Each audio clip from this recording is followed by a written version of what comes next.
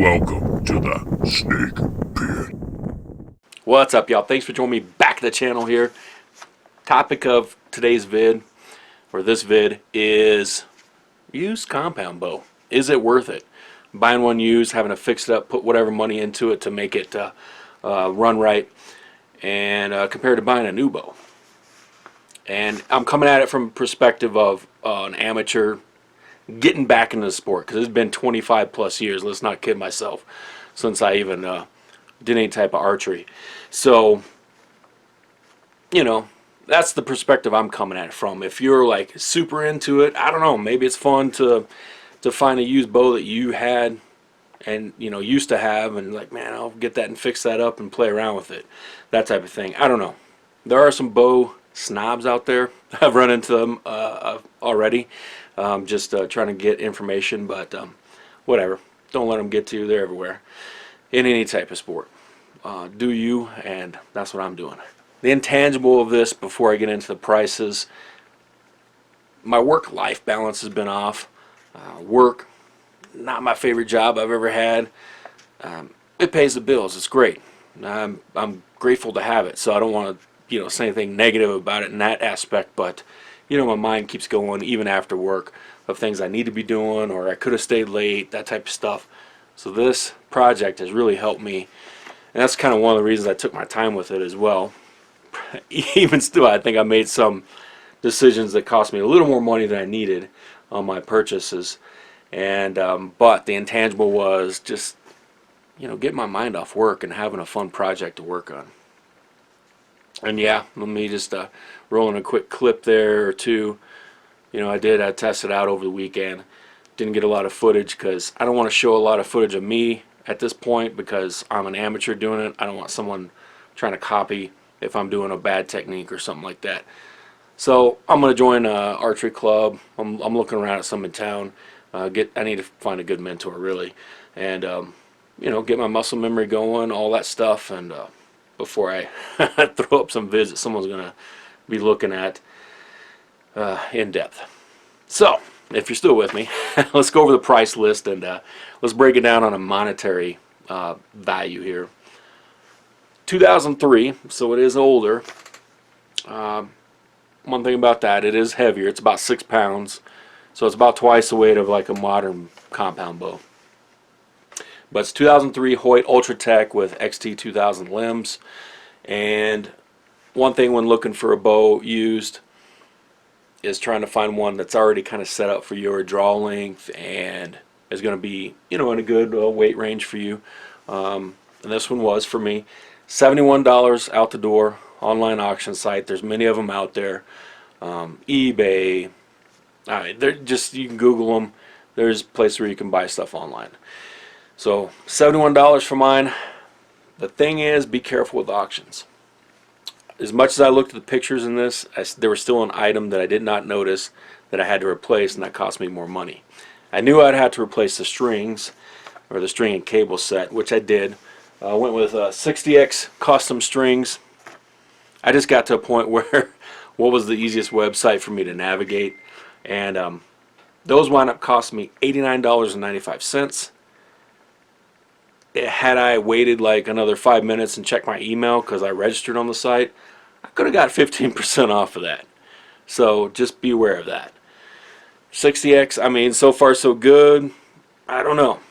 I think they're okay. Put your comments down below on any of these parts I'm listing off. Good, bad, ugly. Just keep them respectful. I'm trying to hopefully share.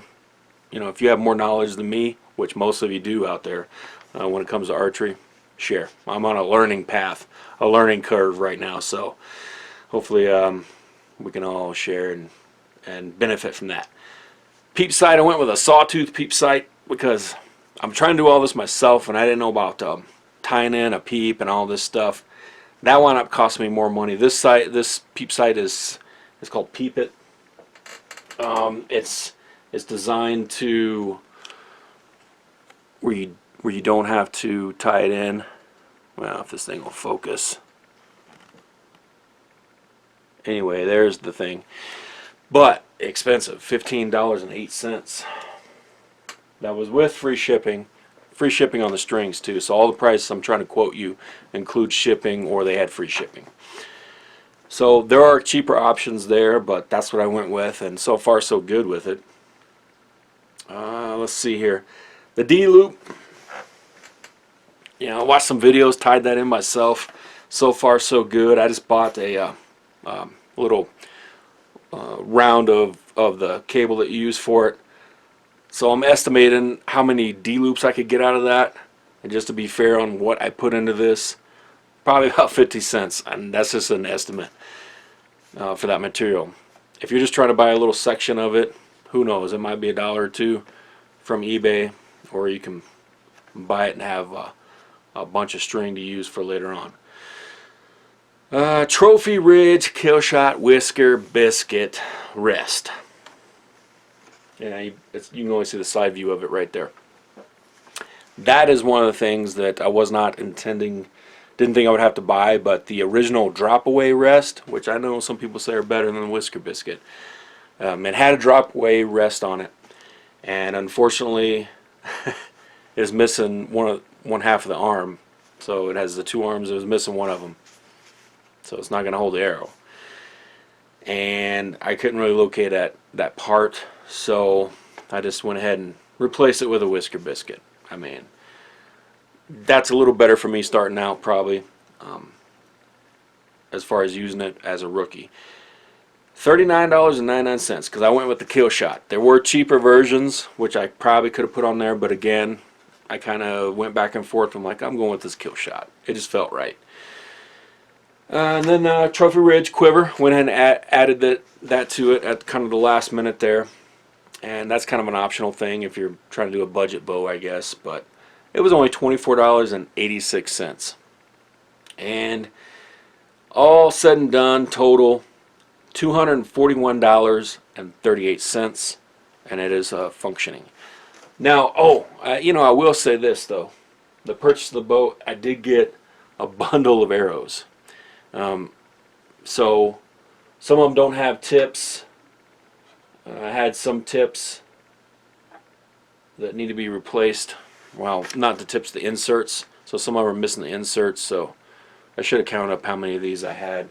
But right now I have, let's see, I think 5 of these Cabela's Stalker Extreme arrows here, ready to go. So, you know, that's kind of part of the package there. So that's something to think about. I'm not sure the value of those.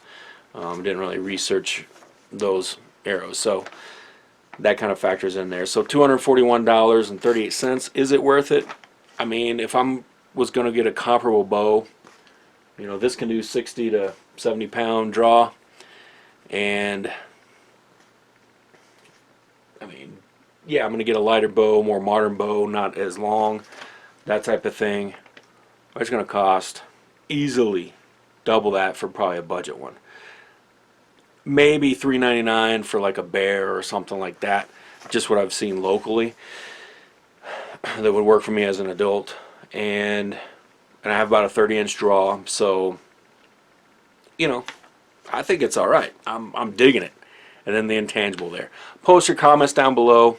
Sorry if I made this vid too long, but hey, I'm enjoying it. Hopefully you'll see more footage. I'm not going to just keep knocking out footage of me talking about the same thing over and over, but you know, as I get out there and stuff like that and get a little more comfortable with it, I might show some more range footage, that type of thing.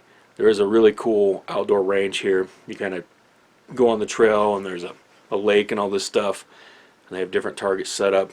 Do this one, hike the trail, do the next one, that type of thing. Hopefully I can get out there before winter hits, but I want to be accurate enough. One thing I need, because this thing, it has a, what everyone's telling me is a Trophy Ridge sight system on here. I haven't found any markings on it, but it's a good sight system. However, when I was out there testing, I don't know if it'll show up on camera, I needed to adjust it a little bit. I was shooting low left, and you'll see that in this picture.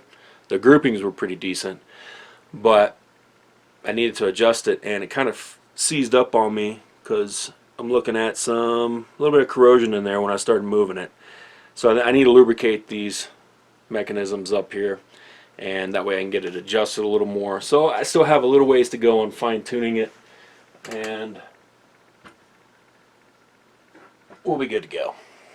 So there it is. I've rambled too much. Thanks for watching. Boom.